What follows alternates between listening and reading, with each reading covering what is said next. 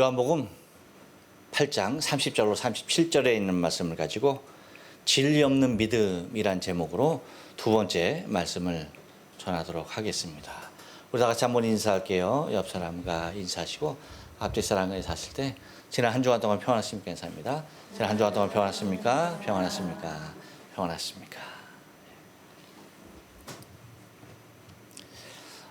여러분 어렸을 때 유년 시절에 추억들이 많이 있죠. 혹시 어떤 추억이 있습니까? 제가 바라보기에는 역시 유년 시절의 추억은 친구들과 재밌게 놀았던 기억이 가장 크게 남아 있는 것 같습니다. 여러분들은 어렸을 때 친구들하고 안 놀았어요? 놀았어요? 아니 난 또 나만 논 줄 알고 또 목사님 맨날 놀기만 했다고 그럴 것 같아서. 여러분도 노셨어요?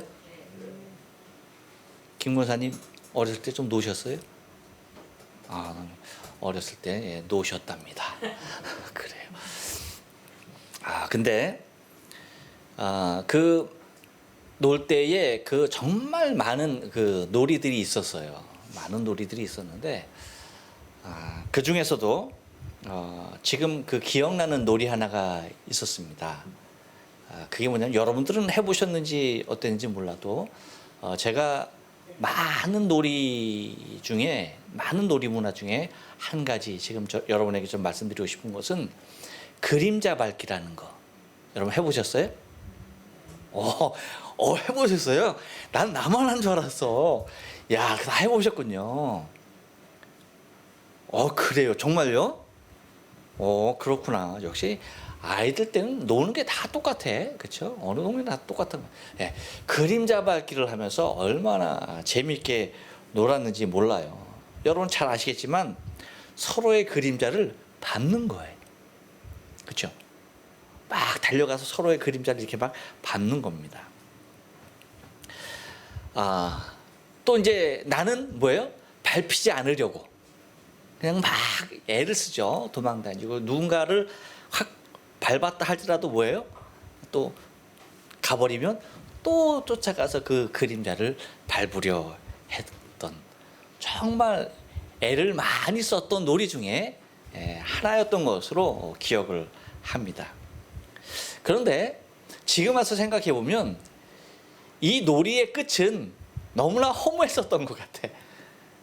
정말 그 나이의 때니까 그렇게 놀았지, 그렇게 뛰면서 그렇게 막 천방지축 여기 뛰고 저기 뛰고 그렇게 놀았지. 지금 같으면 어림도 없는 놀이죠. 그러니까 그 놀이의 끝은 허무로 끝난 듯한 그러한 모습이었어요. 왜냐하면 실체가 아닌 그림자를 쫓다 보니까 내가 아무리 누군가의 그림자를 밟았다 할지라도, 그렇죠? 상대의 실체가 움직여버리면 땡이야. 다시 뭐예요? 쫓아가서 또 밟아야 돼. 그 일을 계속적으로 반복하면서 뛰어다니는 것입니다. 지금 생각해보면 다만 그 어렸을 때는 가만히 있지 못하는, 그렇죠? 우리 나이 드신 우리 할머니 할아버지들이 그 손주한테 늘 하는 말이 뭐예요? 이 자식들아 좀 제발 그만 좀 뛰어라. 어지럽다. 그렇잖아요. 그렇죠? 내가 뛰는 것도 아닌데 아이들이 뛰는 것만 봐도 뭐예요? 어지럽다고 성화잖아요. 그러니까 그때 유년 시절 그냥 정말 그냥 혈기왕성할 때 막 펄펄 날고 뛸 때에 가만히 있지 못할 때에 놀았던 그러한 놀이였던 것 같습니다. 그러니까 어린 시절에 그런 몸부림이 있었을 때 그 무료함과 그리고 넘치는 에너지를 발산할 수 있었을 그때에 할 수 있었던 그러한 놀이였던 것 같습니다. 근데 성인이 되고 나서는 한 번도 그림자 밟기를 한 기억이 없어요. 여러분들은 지금 여러분 나이에 그림자 밟기 하십니까? 아니죠. 우리 믿음의 사람들은 그림자 밟기는 안 해도 뭘 해요? 땅 밟기는 하죠. 땅 밟기는 하죠. 땅 밟기는 하더라도 그림자 밟기는 안 하죠. 그런데 여러분, 어른이 되었기, 성인이 되었기 때문에 그 놀이를 안 한 것은 아니에요. 성인이 되었음에도 불구하고 어렸을 때의 놀이들이 지금은 변형이 되어서 하는 놀이들이 여러분 얼마나 많습니까? 그렇잖아요? 제가 한번 몇 가지만 열고 해볼까요? 여러분,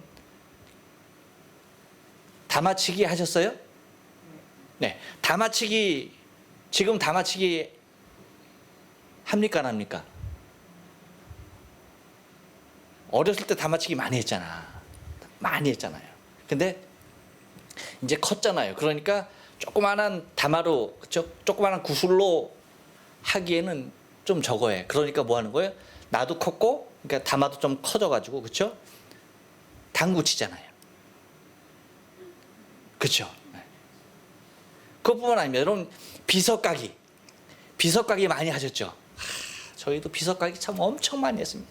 이렇게 비석 까고, 그리고 또 마치면 또 다 이렇게 와서 하나 던져놓고 한 발 탁 떼어서 깽깽이로 해갖고 또 뛰고, 또 두 발 깽깽이, 세 발 깽깽이, 그리고 네 발째는 또 가서 발로 뻥 차갖고 쓰러뜨리고, 야, 뭐 발, 등, 꼽추, 뭐 어깨, 턱, 머리 해갖고 여러분 다 비석 세워가면서 했던 기억 안 나세요? 아, 나는군요. 그래요. 그거 했단 말이죠. 그런데 이제 그 비석 가게가 뭐로 변했습니까? 핀 세워놓고, 그죠? 볼링 하잖아요. 믿거나 말거나. 그래요. 아, 그리고 여러분, 배드민턴도 많이 했잖아요. 배드민턴 같은 거 하고. 지금 이제 어른이 됐다고 조금 그거보다 무거운 채, 비슷하게 생긴 거, 그렇죠? 테니스 채로 테니스하고. 자치기 많이 했죠? 그렇죠? 이제 자치기는 뭐 거의 사라졌죠. 그래서 뭐예요? 자치기 대신 아쉬워서 필드 나가서 골프 치고. 뿐만 아닙니다, 여러분. 썰매 타기는 뭐로 변했습니까? 아, 그렇죠. 롤러나 스케이트로, 그렇죠? 그런 걸로 다 바뀌었습니다. 종이 비행기는 뭐로? 야, 난 날리기만 했는데 이제는 뭐예요? 내가 하늘을 날고 있잖아. 비행기 타고 있잖아. 종이 비행기가 아니라 진짜 비행기를 타잖아요. 뿐만 아닙니까, 여러분? 옛날에 연날리기 많이 했죠. 그렇죠? 연날리기, 얼레 가지고 연날리기 많이 했죠. 지금은 뭐 날려요? 드론 날리죠. 드론. 뿐만 아닙니다, 여러분. 총싸움 많이 했잖아요. 막 총싸움 많이 했는데, 그렇죠? 물총 싸움도 하고 총싸움 많이 했습니다. 지금 뭐예요? 서바이벌 하잖아요. 서바이벌. 그것도 모자라서 여러분, 요즘 게임에 얼마나 그 총싸움하는 게임이 많아요. 지금도 하고 있는 놀이는 있어요. 물론 제기차기, 윷놀이 같은 건 여러분 어떻게 해요? 우리가 보름 때 한 번씩 하잖아요. 그렇죠? 지금도 하고 있는 놀이기도 합니다. 하지만 그림자 밟기는 그 어디에서도 찾아볼 수 없는, 하지 아니하는 그러한 놀이예요. 왜 하지 않을까 생각을 해봤어요. 왜 그림자 밟기는 하지 않을까? 그런데 가만히 살펴보니까 놀이로는 하고 있지 않아. 놀이로는 변형돼서 하고 있지 않아. 그런데 여러분, 그 놀이는 하지 않아도 삶으로는 그 삶을 살고 있더라고요. 그림자 밟기 놀이는 하지 않아도 그림자를 밟는 삶을 살아가고 있는 것이 우리의 모습인 것을 깨닫게 되더라고요. 곧 뭡니까? 실체가 아닌 허상을 쫓는 삶을 지금 이 순간에도 얼마나 많은 사람들이 그 삶을 살아가고 있는지 몰라요. 실체의 삶을 살지 못하고 허상을 쫓는 삶을 살고 있다는 것입니다.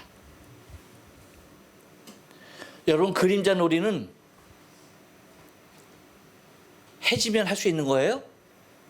없는 거예요. 해가 사라지면 할 수 없는 그 놀이를 곧 다시 말하면 여러분 잠시 지금 잠시 눈에 보이는 그것을 쫓고 있었던 것을 우리는 바라보게 됩니다. 그런데 이 세상을 살아가는 사람들의 모습이 어쩜 그렇게 그림자 밟기와 똑같은지요. 지금도 그 동심에서 헤어나오지 못하고 계속 허상을 밟아가며 그것을 쫓아가며 살고 있는 그 모습들이 우리 주위에 얼마나 많은지 모른다는 것입니다. 눈에 잠시 보이는 세상을 목숨 걸고 밟고 뛰고 있는 것입니다. 껍데기에 불과한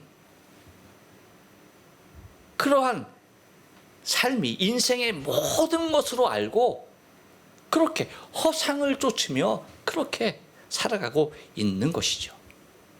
곧 후패하여 없어질 육신적인 삶만을 위하여서 그 모습을 갖고 살아가고 있다는 것입니다. 그런데 여러분 이것이요 얼마나 강력한지 몰라요. 이것이 너무나 강력해서 그래서 많은 인생들이 그것이 삶의 모든 것인지도 알고 그렇게 살아갈 뿐만 아니라 신앙생활을 하고 있는 우리조차도요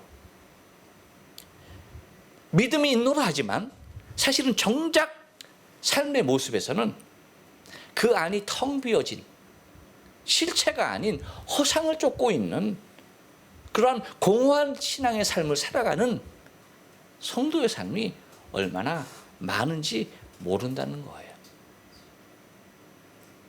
곧 그 안에 진리가 없는 믿음으로 껍데기뿐인 신앙임에도 그 진실을 모르고 마치 모든 것을 이룬 자의 모습으로 착각하면서 그렇게 신앙생활을 하고 있다는 것입니다. 우리는 지난 시간에 진리 없는 믿음에 대해서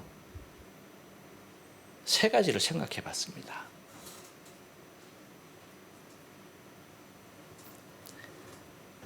진리 없는 믿음, 여러분 어땠습니까?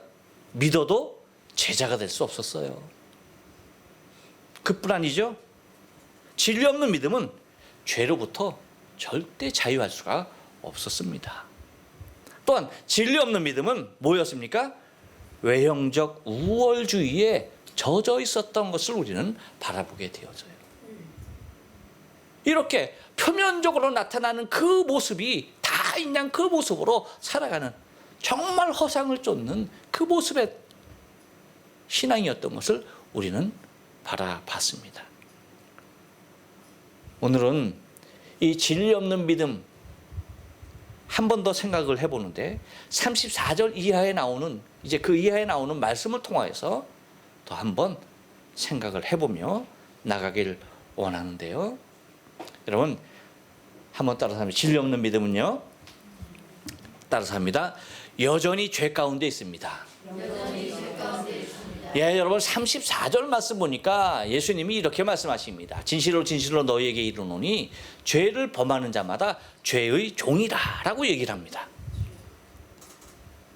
여러분 인생이 살면서 자유인으로 사느냐 종으로 사느냐는 너무나 다른 차원이에요. 많은 사람들이 나는 자유하다라고 하지만 사실은 참 자유인으로 살지 못하고요. 종으로서 살아가는 사람들이 얼마나 많은지 모른다는 겁니다.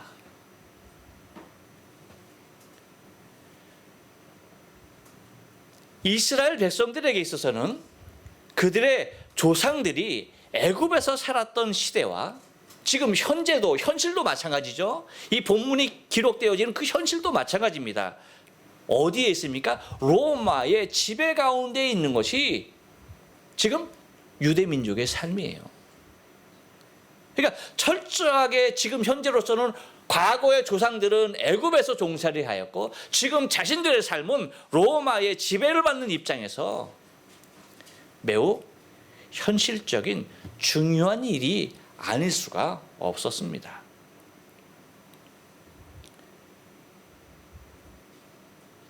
자유인으로 살지 못하고 종으로서 사는 것이 얼마나 큰 불이익인지 그들은 그들의 삶을 통하여서 뼈저리게 느끼고 있었지만 그것을 마치 뭐예요? 당연시하면서 살았던 것입니다. 예수님께서 해주신 말씀 중에서 보복하지 말 것을 말씀하시면서 성경 하나를 말씀하셨습니다. 그것이 뭐냐면 마태복음 5장 41절에 있는 말씀 우리 다 같이 한번 볼까요? 다 같이 한번 읽어봅니다. 시작. 또 누구든지 너희로 억지로 오리를 가게 하거든 그 사람과 심리를 동행하고. 여러분 이건 이제 예수님께서 말씀을 해주신 거죠. 산상수훈을 통해서 말씀해 주신 거죠. 근데 사실 여러분 이 말씀의 배경을 우리가 좀 생각을 해보면 이 모습은요 실질적으로 이스라엘 백성들이 그들의 삶을 통하여서 늘 뭐예요? 번번이 일어나고 있었던 일들이에요. 어떤 일들이?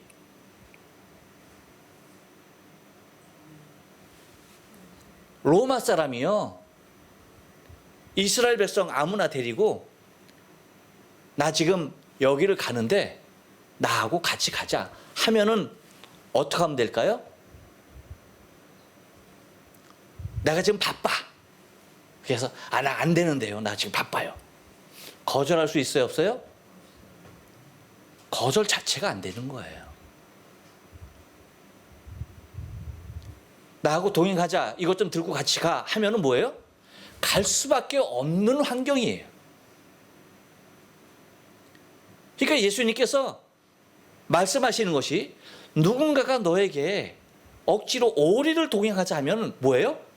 심리까지도 가라 라고 하는 것이 여러분 그 시대와 전혀 상황이 그 시대의 환경에 전혀 없었던 얘기를 하는 것이 아니란 얘기입니다. 그들의 실질적인 삶의 환경 가운데 이러한 일들이 빈번하게 일어났던 거예요. 그러한 부탁이 있거든 뭐예요? 너희는 오히려 더 뭐해라? 동행해 주어라라고 예수님이 말씀하시는 거예요. 그래서 오른뺨을 치고도 왼뺨까지 돌려대라라고 하는 이유도 다른 것 아닙니다. 똑같은 얘기예요. 똑같은 얘기. 똑같은 맥락입니다. 그러한 환경 가운데 있었던 곧 로마의 지배를 받고 있었던 이스라엘 백성으로서는 그렇게밖에는 할 수 없었던 것이 그 당시의 모습이었어요. 곧 로마의 시민권을 가진 자가 그렇게 말하면 그렇게 따라야 했던 거예요.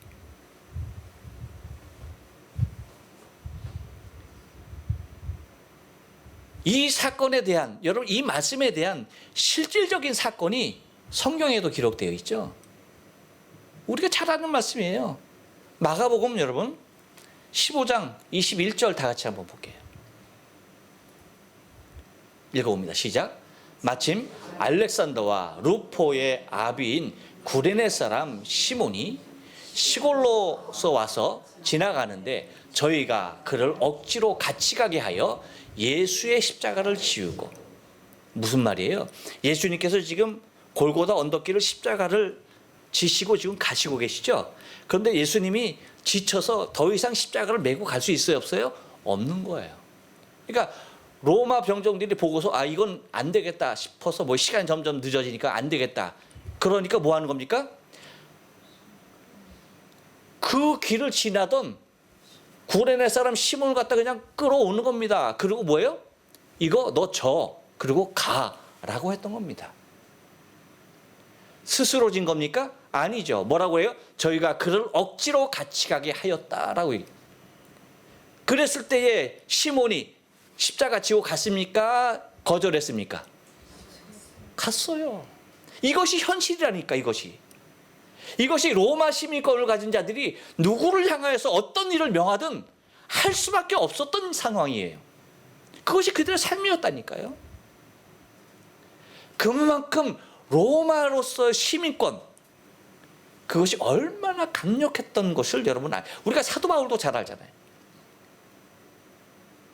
그러면서 가이사에게 상수하는 이유가 뭐예요? 물론 하나님의 다 섭리 가운데 그들에게 가서 복음을 전하여야 할 사명이 있기에 그랬지만 뭐예요? 너가 로마 시민권을 가진 로마 시민인 나를 향하여서 한 번 묻지도 아니하고 나를 뭐예요? 재판하고 판단하고 쳤다 이거예요. 그래서 이것을 뭐예요? 상수하잖아요. 그러니까 그렇게 했던 사람들이 깜짝 놀라서 그가 로마 시민권을 가졌다라고 하니까 막 세상이 발칵 뒤집히지 않습니까? 그 정도였어요.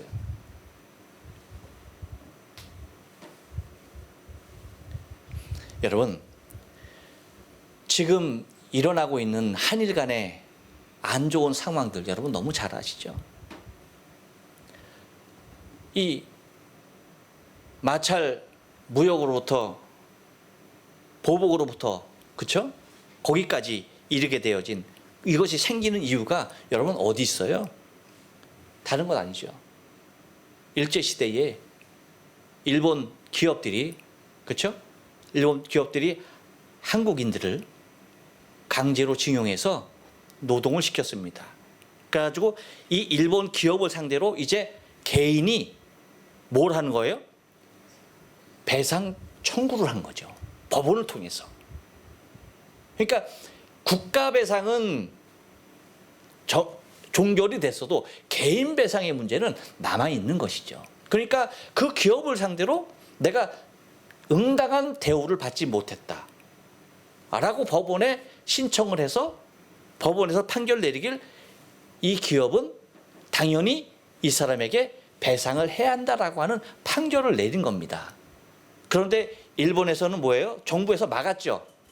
그렇게 하지 못하게, 기업으로 하여금 그렇게 하지 못하게.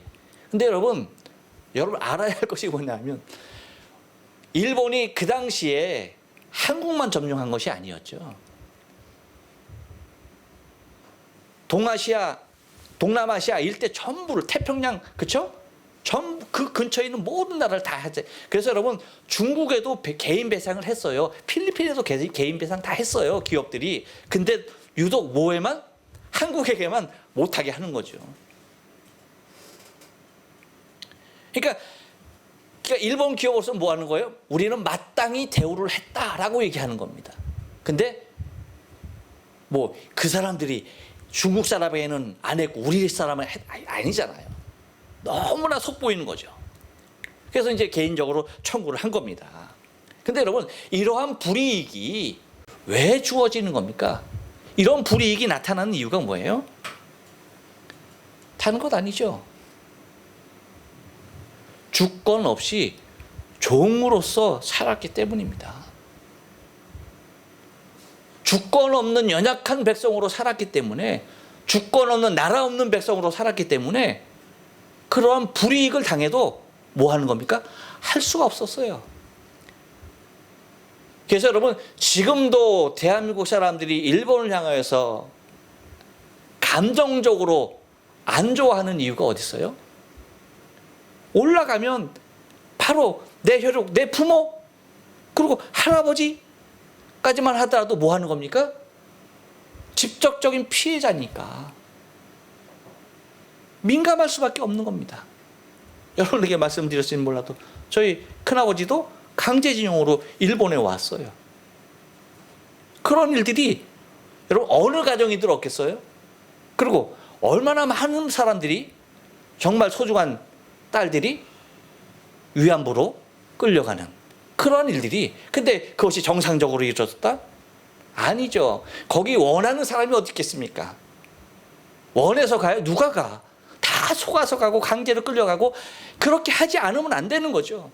로마 사람들이 너 이리 와 이거 끌고 가 하면 뭐 하는 거예요? 그렇게 할 수밖에 없었던 상황이 우리가 뭐 했든 종되었던 그 상황이었던 것입니다. 곧 주권 없이 살다 보니까 그렇게 된 겁니다. 자유인으로서가 아니라 종으로서 사는 것이 바로 그런 삶이라는 거예요.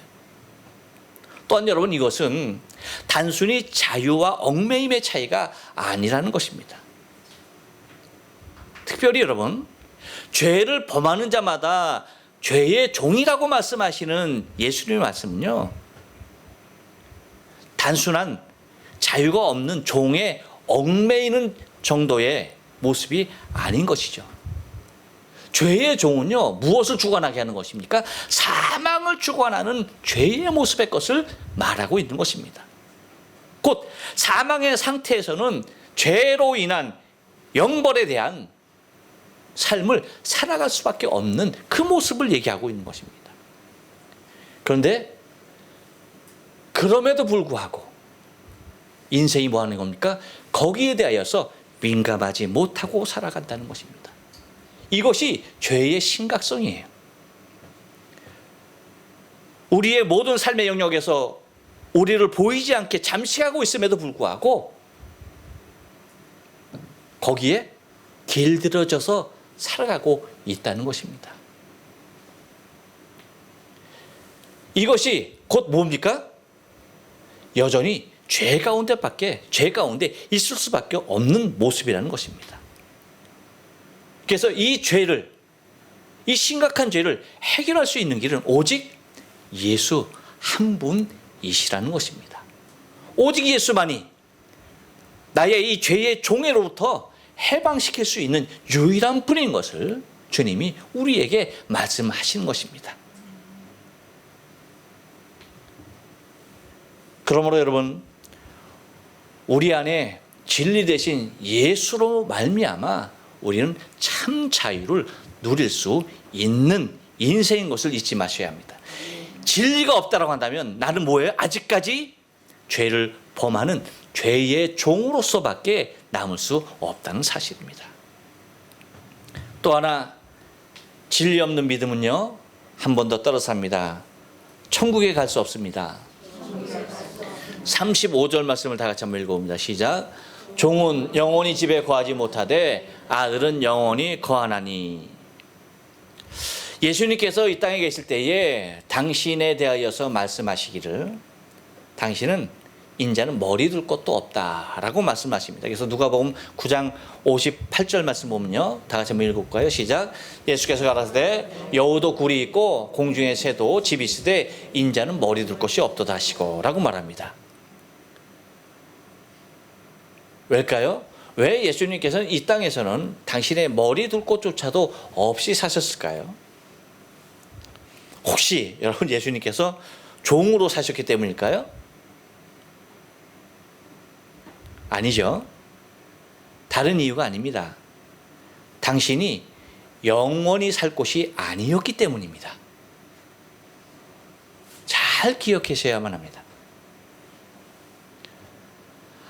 하나님의 아들이 살 곳은 이 세상이 아니었어요. 하나님의 아들이 사실 곳은 하나님 아버지가 계신 하늘이었던 것입니다. 그래서 뭐라고 얘기합니까? 아들은 영원히 거하나니 라고 얘기합니다. 아들은 영원히 거한다. 어디에? 아버지 계신 그곳에. 곧 아들이 영원히 거하는 곳이 어디예요? 아버지 계신 곳이에요. 그렇기 때문에 예수님께서 이 땅에 머리 둘 곳조차도 없이 사실 수 있었던 이유가 바로 거기 있었던 것입니다.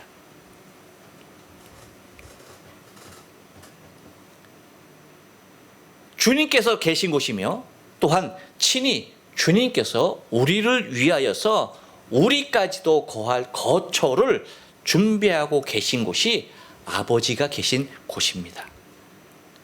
그래서 주님께서 우리에게 말씀하시는 것은 내가 곧 길이다, 진리다, 생명이다 말씀하신 요한복음 14장 6절 말씀, 그 말씀은 무엇을 얘기하는 것입니까?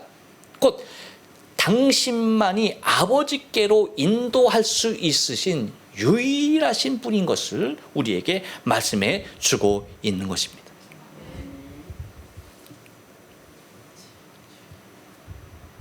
그런데 여러분, 한번 우리가 생각을 해볼 필요가 있는 것이 뭐냐면, 그런데 우리가 믿음으로 살았어요. 예수님을 길로 믿고 진리로 믿고 생명으로 믿고 나의 구세주로 믿고 살았습니다. 평생을 믿고 살았다. 평생을 믿고 살았는데 여러분, 천국에 이르지 못하게 된다면 그것은 무엇일까요? 근데 그럴 수 있어요, 없어요? 있다라고 주님이 말씀하세요. 있다라고. 누가 아버지께 이를 수 없다라고 얘기합니까? 종은 영원히 집에 거하지 못하되라고 말하고 있습니다. 종은 어디에 거할 수 없다? 집에 거할 수 없다. 종은 여러분 어떤 일정 기간을 얘기하고 있는 것이 아니고요, 영원히 집에 거하지 못한다. 종은 영원히 집에 거하지 못한다 라고 말을 하고 있는 것입니다. 그러니까 우리의 신앙의 삶, 그래서 여러분 우리가 날마다 점검하고 마지막까지 점검하고 나가야 할 이유가, 그래서 사도 바울이 마지막까지 경성하는 자로서 자신의 신앙을 항상 경주했던 이유가 무엇입니까? 내가 다른 사람을 다 구원하고 내가 버림받을까 두렵기 때문에 뭐 하는 겁니까? 그는 안주하지 않았던 거예요. 그의 신앙의 걸음을 조금도 늦추지 않았던 것입니다. 이유가 뭐라고요? 내가 다른 사람은 다 구원하고 내가 구원을 받지 못할까 두렵다. 그래서 선줄로 생각하거든 넘어질까 조심하라 라고 하면서 자기 자신이 순간순간 날마다 자신의 신앙을 세워나가려고 했던 이유가 다른 데 있지 않아요. 예수님과 같이 영원히 그 천국에 거하기 위하여서 그는 오늘의 신앙의 삶을 다시 세우고 육신의 삶의 모든 것은 날마다 죽이면서, 그러면서 날마다 하늘의 새 생명으로 하루를 살았던 것입니다. 이것이 이 땅을 종으로서 사는 것이 아니라 아들로서, 자유자로서, 저 천국을 소유한 자로서 살아가는 신앙의 삶의 모습이 되는 것입니다. 또 하나 진리 없는 믿음은요, 한번 따라서 합니다. 예수를 대적하는 자가 됩니다. 37절 말씀 다 같이 한번 읽어봅니다. 시작. 나도 너희가 아브라함의 자손인 줄 아노라. 그러나 내 말이 너희 속에 있을 곳이 없으므로 나를 죽이려 하는도다. 우리의 신앙의 삶 가운데 많은 부분에서 신앙적 경계를 해야 합니다. 그런데 여러분, 그 중에서도 가장 경계해야 할 부분이 바로 이 부분이에요. 어떤 부분요? 나도 모르는 사이에 내가 예수님을 대적하는 자의 반열 가운데 서게 되는 거예요. 사단이요, 얼마나 집요한지요. 예수 그리스도를 넘어뜨리고 예수 그리스도를 대적하게 하고 복음에 대하여서 가로막게 하는 일선에 누구를 세우는지 아십니까? 믿지 아니하는 여러분 이방인들 세우는지 아세요? 절대 그렇지 않다는 거예요.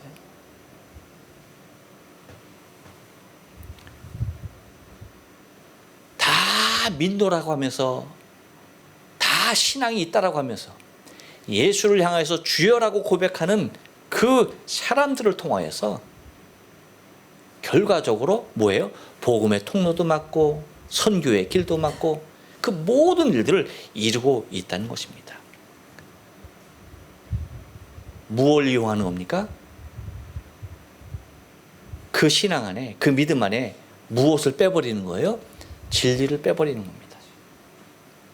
진리를 도둑질하는 거예요. 결국 진리 없는 믿음은 예수를 대적하고 예수를 끝내는 죽이고야 말게 되는 것입니다. 빌라도 궁정에서 예수를 십자가에 못 박으라고 외쳤던 사람들, 여러분 예수 믿지 않았던 사람들이 아니에요.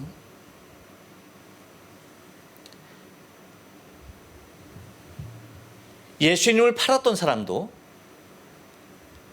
예수님의 제자 중에 한 사람이었습니다.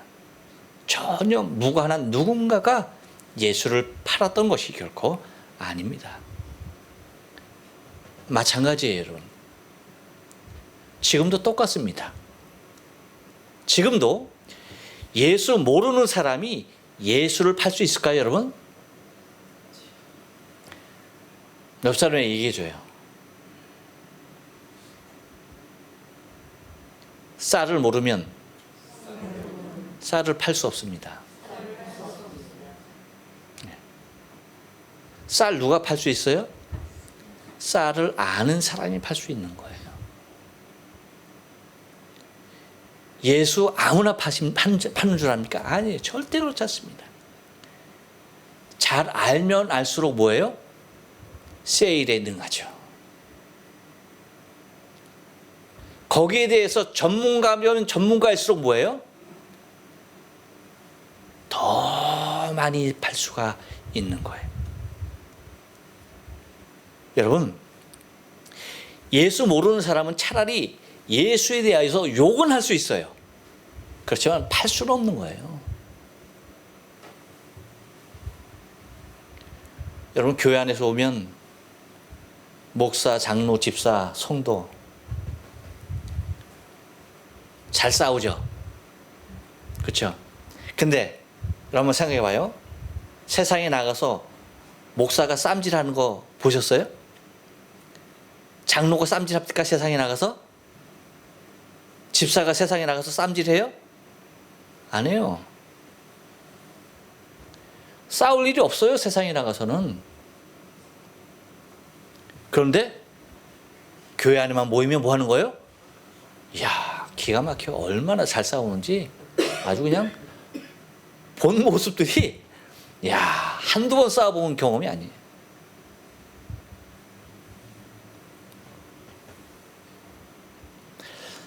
여러분, 기억해야 할 것은요, 교회를 핍박하고 예수를 다시 십자가에 못 박는 자들은 교회와 신앙과 무관한 사람들이 모두 아니라는 거예요. 대부분의 사람들이, 예수 믿는다고 하는 사람들이 결국 그 반열 가운데 세워지더라는 거예요. 다 예수를 주로 고백하고 시인하는 사람들이 오히려 싸우는 그런 일들을 바라보게 됩니다. 이유가 뭘까요? 진리가 없기 때문입니다. 그 안에 정말 있어야 할 예수가 없는 거예요. 그들의 겉으로는 예수가 있어 보여요. 왜? 예배하고 11조하고 헌신하고 봉사하고 기도하고 전도하고, 그러니까 그 모습들로 보아서는 예수가 있어요. 그런데 막상 여러분 그 안을 열어보면 예수는 보이지 않더란 얘기예요. 곧 진리가 없어요. 진리가 없기 때문에 교회 안에 이데올로기가 들어오고, 진리가 없다 보니까 정치적인 이념에 휩싸이게 되고, 진리가 없다 보니까 세상에서나 얘기하는 지역적인 감정, 학연, 지연 이런 데에 얽매이게 되고, 진리가 없다 보니까 나와 뜻이 안 맞으면 무차별로 비방하고 원수되고, 진리가 없다 보니까 교인과 교회들끼리까지도 진리를 알지 못하는 그 세상의 가치에 휘말려서 그렇게 겉으로 보기에는 정말 웅장하고 좋은데 그 안은 다 썩어버린 그런 일들이 있는 것을 바라보게 된다는 것입니다. 이유가 뭐라고요? 예수님 말씀하십니다. 37절 하반절에서 뭐예요? 그러나 내 말이 너희 속에 있을 곳이 없으므로. 내 말이 너희 속에 있을 곳이 없다 라고 말합니다. 무슨 뜻입니까, 여러분? 진리가 나의 삶 가운데 권세를 갖고 있는 것이 아니라 자신의 야망과 목적으로 가득 차 있다라고 하는 것입니다. 다시 말하면 진리 아닌 세상의 그 무엇인가로 가득 차 있기 때문에 진리가 들어갈 수 있다 없다? 없다는 거예요. 여러분, 이 그릇에 물을 채우기 위해서는 이 안에 있는 것을 먼저 뭐 해야 되는 겁니까? 비워야만이, 그렇죠? 다 비워야만이 여기에 다른 것을 넣을 수가 있다는 것입니다. 그런데 여기에 진리를 넣을 수가 없어요. 이유가 뭐예요? 다른 것으로 가득 차 있기 때문에 여기 물을 채울 수가 없는 거예요.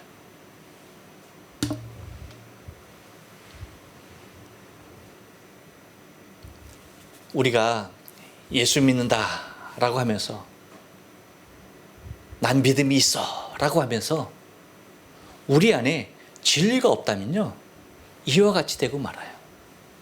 너무나 무서운 사람이 되고 마는 거예요. 어떤 사람? 예수님이 말하죠. 나를 죽이려 하는도다. 나를 죽이려 하는도다. 그 안에 진리 없는 예수쟁이들이 예수를 죽이는 것입니다. 그 심령 안에 진리가 없는 믿음의 사람들이 교회를 파괴하는 것입니다. 그 안에 진리가 없는 생명들이 정말 하나님께서 찾으시는 한 생명을 죽이는 것입니다. 바라긴 여러분, 마지막 때의 신앙의 모습은 많은 사람들이 이렇게 허상을 쫓아 다름질하는 그러한 삶으로 살아가기에 분주한 세상이 점점 다가옵니다. 그런 세상의 모습이 점점 팽배해져 가요.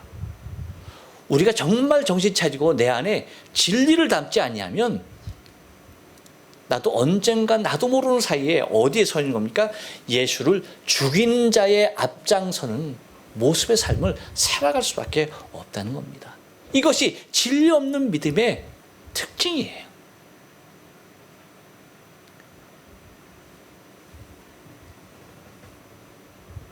예수님 오실 날 멀지 않은 이때에 우리가 우리 안에 더욱더 진리를 내 중심 가운데 가득 채워서 진리가 충만하면 세상에 다른 것들이 여러분 들어올 수 있을까요?